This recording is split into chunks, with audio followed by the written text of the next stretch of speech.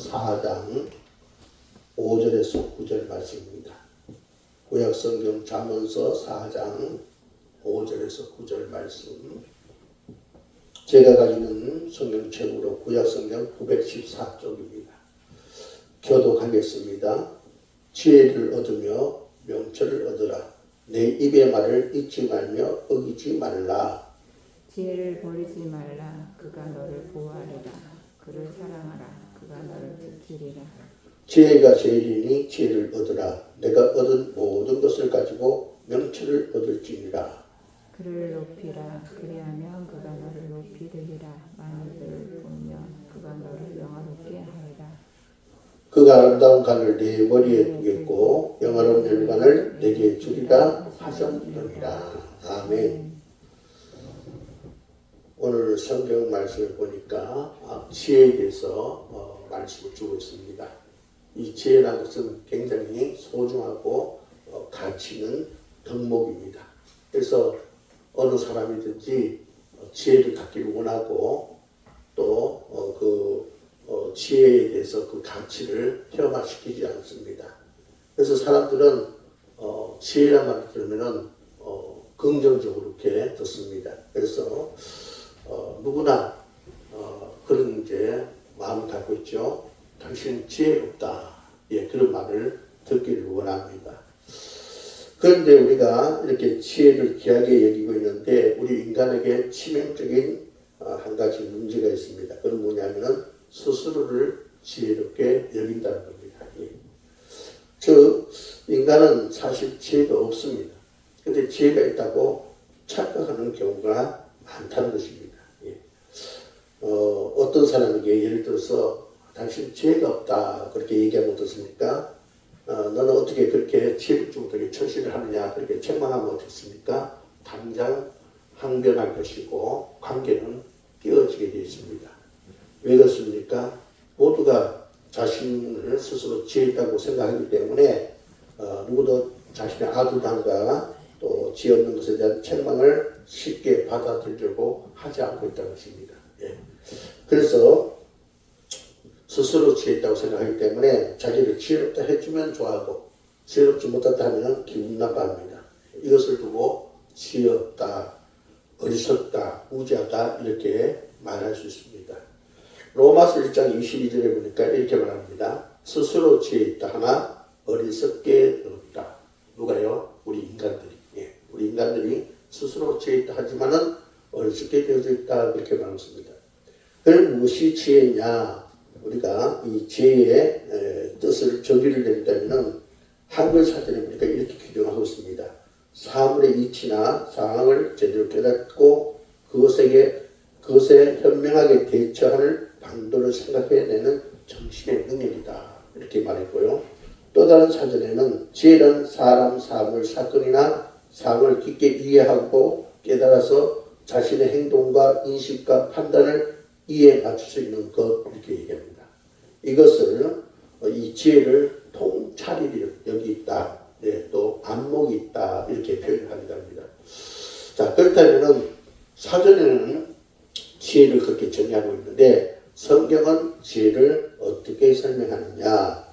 우리가 성경에 보면은 이 지혜라는 그 말에 여러 가지 단어를 쓰고 있음을 보게 됩니다. 그 중에 대표적인 단어가 있는데 히브리어의 하캄이라는 이제 단어가 있는데 이 하캄이라는 단어는 바로 지혜를 말합니다.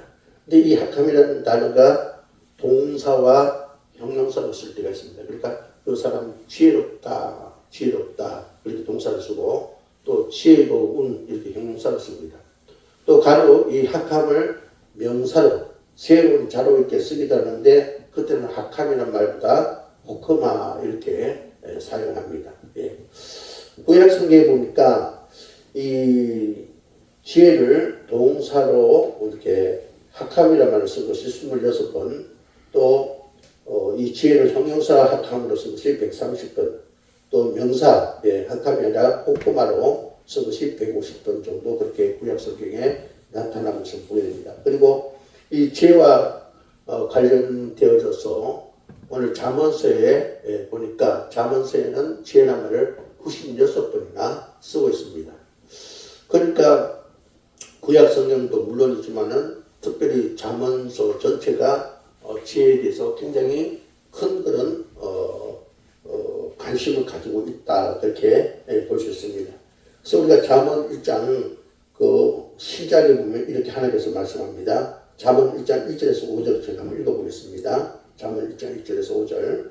다윗의 아들 이스라엘 왕 솔로몬의 잠언이라. 이는 지혜와 훈계를 알게 하며 명철의 말씀을 깨닫게 하며 지혜롭게 공의롭게 정의롭게 정직하게 행할 일에 대하여 훈계를 받게 하며 어리석은 자를 슬기롭게 하며 젊은 자에게 지식과 근신함을 주기 위한 것이니 지혜 있는 자는 듣고 학식이 더할 것이요 명철한 자는 지략을 얻을 것이라. 예. 잠언서 시작이 이 지혜라는 것이 어떤 것이냐 그리고 그 지혜에 대해서 이제 구체적으로 설명하고 있는데 우선 그 잠언서에 보면은 명철이라는 말이 나오는데 이 명철은 히브리어로 비나라는 말, 비나. 이 비나라는 말은 빈이라는 말이 어근인데 이 비나라는 말은 남이 보지 못하는 미묘한 차이까지도 식별하는 능력을 바로 의미하고 있습니다. 그러니까 그 사람이 지혜롭다, 명철롭다 하는 것은 보통 일반 사람들은 한두 가지밖에 생각하지 못하는데 명철하다, 지혜롭다는 사람은 이제 다른 사람들이 한두 가지밖에 생각하지 못하는 상황 속에서 여러 개의 선택의 방안과 행동의 길을 인지하는 것을 바로 명철이라 이제 그 히브리어로 비나 그렇게 얘기를 하고 있습니다. 또한 지혜는 모든 사람을 착한 사람과 나쁜 사람으로 그렇게 이분하지 않고 그 인간에 대해서 구체적으로 그 모든 것을 파악해서 식별해내는 능력을 지혜라 이렇게 구약성경 잠언에서 그렇게 말하고 있습니다. 그래서 사람은 나쁜 사람, 착한 사람, 나쁜 사람 이렇게 구별한 것이 아니라 그 사람 속에는 선이 있고 최선이 있고 차선의 차이가 있다 이렇게 구분하는 능력을 가지고 얘기를 합니다. 예. 그런 자가 바로 명철을 가진 자다, 지혜를 가진 자다 그렇게 잠언은 얘기하고 있습니다. 그 다음에 또 잠언에 보면은 슬기롭다라는 말을 번역했는데 오르마라 이런 말을 쓰고 있습니다. 그와 함께 때로는 하스켈, 매진마 이렇게 쓴 단어가 있는데 똑같은 뜻을 가지고 있습니다. 대표적인 슬기롭다는 뜻은 오르마라는 말인데 이 오르마라는 말은 전략적인 계획을 가지고 살아가는 태도를 바로 오르마, 슬기롭다, 지혜롭다 그렇게 말합니다. 우리가 보면은 상당히 도덕적입니다. 그리고 자기가 어떤 방향으로 나가야 될 그 방향도 압니다. 그러나 그 방향으로 나갈 능력을 갖지 못한 자, 그런 자가 바로 지혜가 없다 이렇게 성경을 말하는데 거기에서 지혜가 바로 오르마입니다. 그러니까 오르마는 바로 여기 잠언에서 말하는 지혜 가운데 오르마라는 단어는 바로 일을 수행하는 능력, 일을 수행하는 능력을 바로 말한다. 그러니까 정확한 타이밍과 처리 과정을 잘 숙지하는 사람을 바로 오르마, 지혜가 있는 자다, 명철이 있는 자다 그렇게 얘기한다 이거죠. 어떤 분은 이런 지혜에 대해서 말하면은 그렇게 얘기합니다. 이야, 그런 지혜 있으면 참 좋겠다. 왜냐? 어떤 것에 대해서는 방향성을 알고 또 그 일에 대해서 감당할 능력이 있는 사람, 일을 수행할 수 있는 능력 있는 사람을 바로 지혜자, 오르마라 하니까 어떤 사람은 이 오르마에 대해서 그런 오르마가 있으면 좋겠다. 왜냐? 주식 투자하면 떼돈 벌겠다. 이렇게 생각한다는 것입니다. 어쨌든 사람들은 지혜를 통해서 명철을 통해서 뭔가를 다 가지고 싶어하는 그런 욕구가 있음을 보게 됩니다. 그런데 성경은 우리에게 분명히 한 가지 알려주고 있는 것이 있는데 뭐냐? 바로 이 지혜가 우리에게 있지 않다는 것입니다.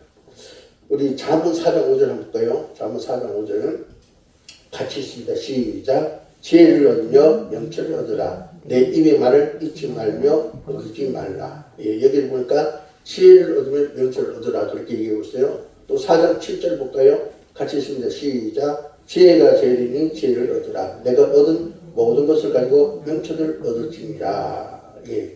자, 우리가 잠언 4장 5절, 잠언 4장 7절 보니까 뭐라고 했습니까? 지혜를 얻으라. 그럼 뭡니까? 우리 사람이 스스로 지혜 있다고 착각하고 있지만은 지혜가 없다는 거예요. 그러므로 지혜를 얻는 자가 되라. 예. 예수님은 모든 것을 희생할지라도 바로 지혜를 명철을 얻으라 그렇게 말씀하고 있습니다. 그럼 지혜를 어떻게 얻을 수 있냐 이게 우리의 숙제인데 어떤 사람은 지혜를 얻기 위해서 지혜에 대해서 말하는 책을 봅니다. 또 어떤 사람은 지혜를 얻기 위해서 연구를 합니다. 또 어떤 사람은 지혜를 얻기 위해서 좋은 강의를 듣기도 합니다. 예. 물론 그러한 것을 통해서 어느 정도 도움을 받을 수 있고 어느 정도 지혜를 습득할 수 있습니다. 그러나 근원적인 지혜를 얻을 수가 없다는 것입니다. 오늘 본 말씀을 보니까 이제 성경을 우리에게 이제 지혜를 말하면서 그 지혜가 어떻게 하면 우리가 지혜를 얻을 수 있냐 그것을 얘기하기 위해서 하나의 지혜를 인격성을 가지고 얘기하고 있는 것을 보입니다. 여러분 잠언 4장 6절 다시 한번 볼까요? 잠언 4장 6절 같이 읽습니다. 시작. 지혜를 버리지 말라. 그가 너를 보호하리라. 그를 사랑하라. 그가 너를 지키리라. 예, 여기 보니까 지혜를 인격성을 가지고 말합니다. 예, 그래서 뭡니까? 지혜를 버리지 말라. 그가 너를 보호한다. 그를 사랑하라. 그가 너를 지키리라. 이렇게 말하고 있어요. 그 다음에 잠언 4장 8절 또 한번 읽어봅니다. 8절 같이 읽습니다. 시작. 그를 높이라. 그리하면 그가 너를 높이 들리라. 만일 그를 보면 그가 너를 영화롭게 하리라. 예, 여기도 마치 지혜가 인격성을 가지고 있는 것처럼 그렇게 얘기를 표현을 하고 있는 것을 보입니다. 그러니까 지혜를 사랑하라, 버리지 말라, 높여라, 그를 품으라 그렇게 말합니다. 마치 인격을 가진 것처럼 말하고 있습니다. 예. 잠언 8장은 지혜의 그 인격성에 관해서 더 자세히 말하고 있습니다. 우리 8장 한번 볼까요? 예, 우리 8장 22절에서 25절. 잠언 8장 22절에서 25절. 같이 읽습니다. 시작. 여호와께서 그의 조화의 시작 곧 태초에 일하시기 전에 나를 가지셨으며 만세전부터 태초부터 땅이 생기기 전부터 내가 세움을 받았나니 아직 바다가 생기지 아니하였고 큰 새들이 있기 전에 내가 이미 났으며 산이 세워지기 전에 언덕이 세워지기 전에 내가 이미 났으니. 예.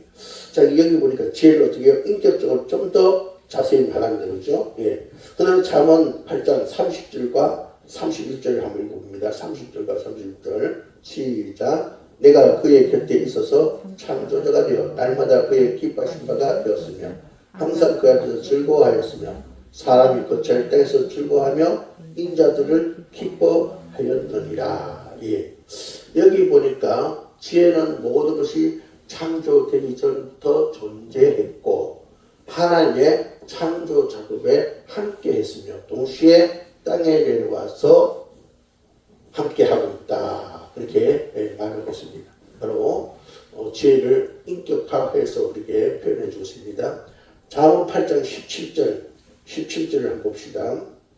여기 보니까 이렇게 말했어요. 나를 사랑하는 자들이 나의 사랑을 울며 나를 간절히 찾는 자가 나를 만날 것이라. 예. 또 12절 한번 봅시다. 좀 앞쪽으로 가서 잠언 8장 12절 같이 있습니다. 시작. 나 지혜는 명철로 주소를 삼으며 지식과 근신을 찾아 얻나니. 자, 여기 잠언 8장 12절 보니까 앞에 나 지혜는 이라고 있어요. 나 지혜는. 그러니까 17절에 아까 우리는 나를 사랑하는 그런 내용의 그 실제적인 주어가 뭐냐? 바로 지혜라는 거죠. 그러니까 지혜를 사랑하는 자들이 지혜의 사랑을 누리며 지혜를 가진 찾는 자가 지혜를 만날 것이다. 이렇게 이제 주어를 이제 우리가 앞에서 얘기하고 있는 주어 나 지혜, 예. 지혜가 주어라는 것을 이제 우리가 기억하고 17절에서 대입을 시키면 그렇게 이제 우리가 풀어갈 수 있다는 것입니다. 예. 자, 근데 여기 보니까 이제 지혜를 인격화해서 말씀하고 있는데 우리가 그 지혜를 만나면 어떤 일이 일어나느냐. 잠언 8장 35절 있습니다. 35절 같이 있습니다. 시작. 대저 나를 얻는 자는 생명을 얻고 여호와께 은총을 얻을 것입니다. 예. 이제 이 성경은 지혜에 대해서 자세히 쉽게 우리에게 풀어주기 위해서 지혜를 인격화해서 마치 사람인 것처럼 그렇게 해서 우리에게 얘기를 하고 있는데 우리가 이제 그 지혜를 만났을 때 어떤 일이 생기냐. 지혜는 어떻게요? 우리가 지혜를 만나면 두 가지를 우리가 갖게 되는데 첫 번째는 생명을 얻게 되고 영생, 예.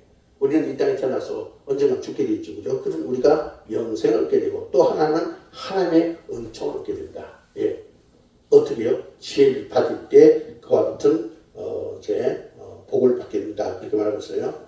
우리가 앞에서는 뭐라 했습니까? 지혜는 하나의 통찰력이다. 동시에 어떤 전략적인 슬기로움이다. 그렇게 정의했습니다. 근데 여기서는 지혜가 바로 생명을 얻는 길이고 여호와께 은총을 얻는 길이다. 그렇게 말씀하고 있는 것을 보입니다.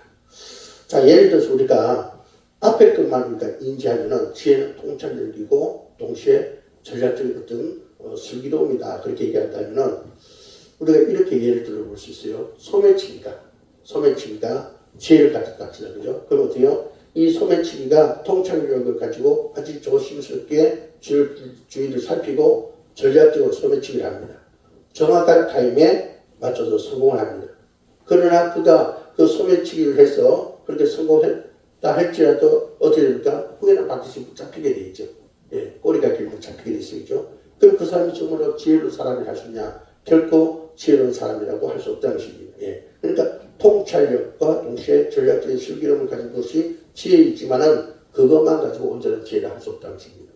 그럼 온전한 지혜는 뭐냐? 여기에 바로 영생을 지혜를 통해서 얻어야 되고 하나님의 은총까지 얻어야 온전한 지혜가 된다. 그렇게 말합니다. 그러니까 우리가 지혜를 생각할 때 작게 범위를 작게 생각하지 말고 좀 넓게 생각해야 된다. 그죠? 그러니까 지혜를 생각할 때 통찰력, 어떤 전략적인 슬기로움도 생각해야 되지만 한 걸음 더 나가서 그 지혜는 바로 영생을 얻고 하나님의 은총을 얻는 길이다라는 사실을 우리가 생각해야 된다 이거죠. 예.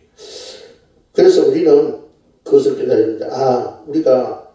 우리 스스로가 지혜가 없는데 지혜롭다 그렇게 여긴 것은 뭡니까? 앞에 있는 것. 예.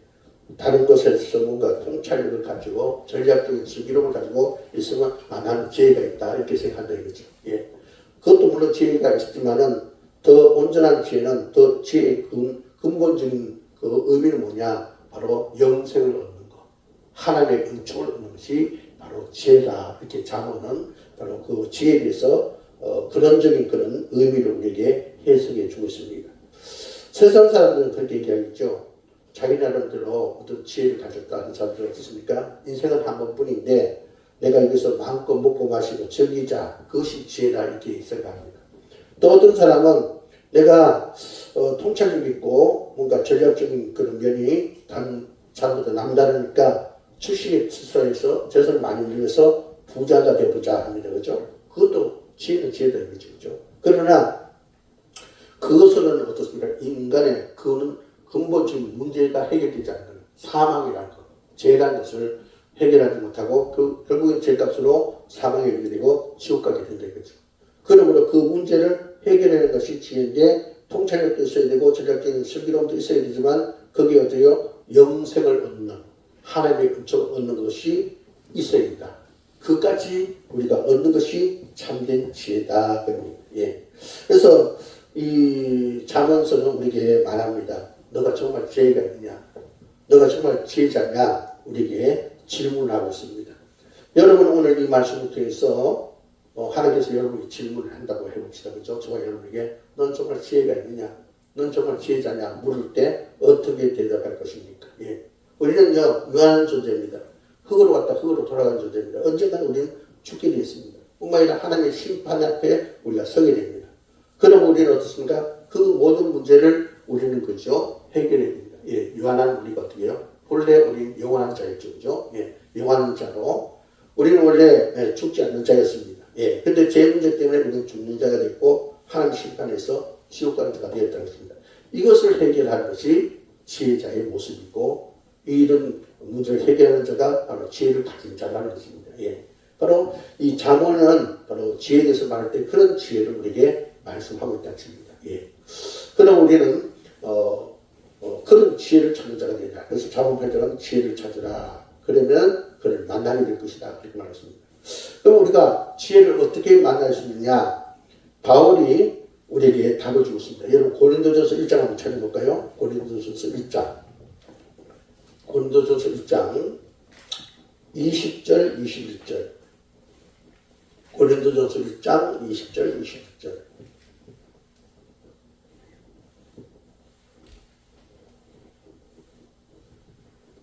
고린도전서 1장 20절 21절 같이 읽습니다. 시작. 지혜 있는 자가 어디 있느냐, 선비가 어디 있느냐, 이세의 변론가가 어디 있느냐. 하나님께서 이 세상의 지혜를 미련하게 하신 것이 아니냐. 하나님의 지혜에 있어서는 이 세상이 자기 지혜로 하나님을 알지 못하므로 하나님께서 전도에 미련한 것으로 믿는 자들을 구원하시기를 기뻐하셨도다. 예. 자, 여기 보니까 하나님께서 사도 바울께서 우리에게 지혜에 대해서 우리가 어떻게 하면 지혜를 만날 수 있나 그 답을 주고 있는데, 지혜는 전도에 미련한 것으로 이미 세상에 와 있다 그렇게 얘기합니다. 자, 그러니까 지혜는 하나님의 지혜가 있고 인간의 지혜가 있다는 뜻입니다. 예. 그러니까 좁은 의미의 지혜가 있고 큰 의미의 지혜가 있다는 뜻입니다. 그런데 예. 큰 의미의 지혜는, 하나님의 지혜는 어떻습니까? 인간의 모든 삶을 깨뜨려 보고 그 가운데서 그 문제를 해결하는 것이 바로 하나님의 지혜다. 하나님은 전도자를 통해서 말씀을 통해서 이 땅에 이미 지혜를 보냈다. 그럼 우리가 이 땅에서 그 지혜를 만날 수 있다. 그렇게 얘기하고 있습니다. 자, 그러면 전도자가 누구고 지혜는 누구냐? 예수 그리스도십니다. 예. 하나님께서 바로 예수 그리스도를 이 땅에 보내셔서 최초의 전도자로 이 땅에 보내셔서 또 어떻습니까? 하나님께서 예수를 통해서 말씀을 그를 통해서 우리에게 보내셔서 우리라면 우리의 그 인생의 근원적인 문제, 통찰력뿐만 아니라 어떤 슬기로움뿐만 아니라 그 단위를 뛰어넘어서 우리 인생의 전반적인 그런 근원적인 문제를 해결할 수 있는 그런 지혜를 해결할 수 있도록 우리에게 지혜를 주신데, 그 지혜가 바로 예수 그리스도시라는 것입니다. 아멘입니까? 예. 그래서 우리는 예수 그리스도를 우리 마음속에 모시고 그분의 인도하심을 따라서 사는 것이 참 지혜자라는 것입니다. 예. 내가 지혜 있다라고 말할 때 내 속에 예수 그리스도가 있는 사람, 그 사람이 참 지혜자가 될 수 있다, 그런 얘기입니다. 고린도전서 1장 22절에 유대인은 표적을 구하고 헬라인은 지혜를 찾는다 했어요. 그죠? 예. 유대인은 하나님을 알지만은 어떻게 해요? 하나님으로부터 온 그 지혜를 얻지 못한 자는 자꾸 기적을 자꾸 구한다는 것입니다. 그러나 헬라인, 하나님께서 보내신 바로 예수 그리스도를 아는 자는 어떻습니까? 그 예수를 찾는다. 고린도전서 1장 24절을 보면 오직 부르심을 받은 자들에게 유대인이나 헬라인이나 그리스도는 하나님의 능력이요 하나님의 지혜이다 했습니다. 자, 예수께서 바로 우리의 지혜가 되신 이유는 뭐냐? 예수님은 빛으로 오십니다. 빛으로 오셔서 우리를 조명해 주면 어떻습니까? 바로 우리는 그 조명 속에서 우리를 발견한다는 거죠.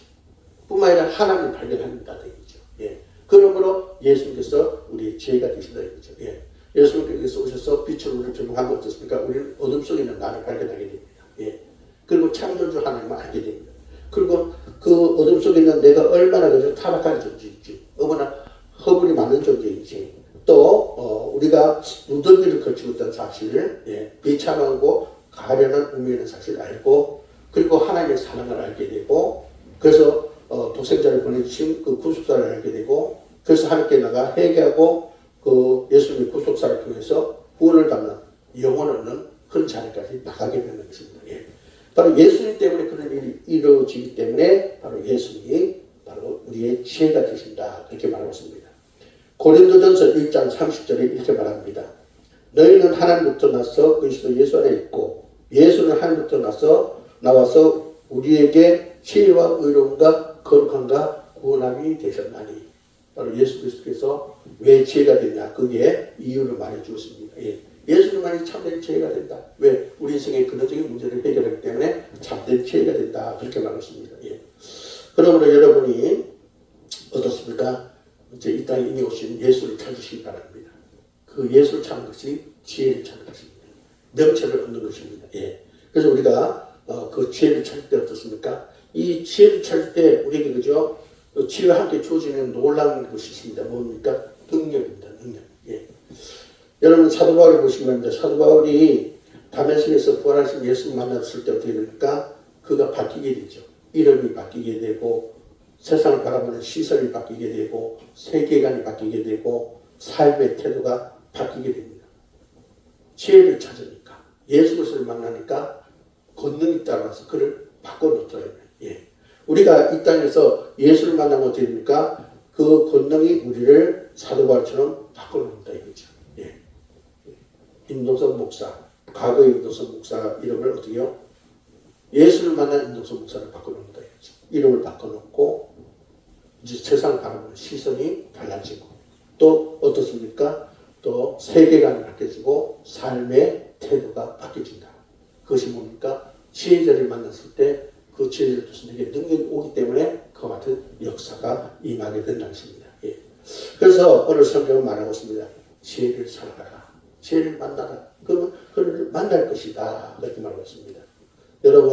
여러분이 지혜자를 만났습니까? 그러나 우리 주의해야 됩니다. 지혜를 사랑하라 했죠. 무슨 말이냐? 이 지혜는요, 이게 왔을 때 때로는 이 지혜를 우리가 그죠? 잃어버릴 수도 있습니다. 예. 그 지혜를 사랑하면 마음이 식기도 하고 약해지기도 때로는 없어지기도 합니다. 그러면 어때요? 지혜를 사랑하라. 예. 계속해서 예수 그리스도를 사랑하고 예수 그리스도를 더 알아가고 예수 그리스도를 굳게 붙잡으라. 그렇죠? 이것을 힘없이 하라는 것입니다. 그럴 때 우리는 참된 지혜자로서 바로 우리의 마지막 목적지인 천국까지 우리가 나갈 수 있게 됩니다. 우리가 이 땅의 삶을 주님 오시는 다시 오시는 그날까지 헛되지 않게 살게 된다. 우리를 가볍게 하시는 그 하나님의 그 삶을 우리가 갖는 삶을 누리게 된다라고 말씀하고 있습니다. 오늘 이 말씀 주셔서 저와 여러분이 지혜를 사랑하는 자가 되시기를 주의 이름으로 축복합니다. 기도드리겠습니다. 하나님 감사합니다. 자본이 말하는 지혜가 어떤 의미며 그 지혜는 우리에게 어떻게 왔으며 또 우리 가운데 아버지 하나님 정말로 그 지혜가 있는지 없는지를 확인하게 하시고 그 지혜를 사랑하게 하시니 감사드립니다. 주님, 이 말씀을 가슴에 새겨서 참된 지혜자가 되게 하옵소서. 우리 스스로 착각하여 마치 지혜 있는 자처럼 아버지 우리가 스스로를 속이지 않게 하옵시고 지혜가 없는데도 지혜가 없다고 지적하면 마음 상해하는 관계를 깨뜨려버리는 그런 저희가 되지 않게 하옵소서. 하나님께 진실한 자로 올바른 판단력을 가지고 그 지혜를 수용하는 저희들 되게 하옵소서. 예수 그리스도 이름으로 간절히 기도하옵나이다. 아멘. 찬송가 390장 드립니다. 390장.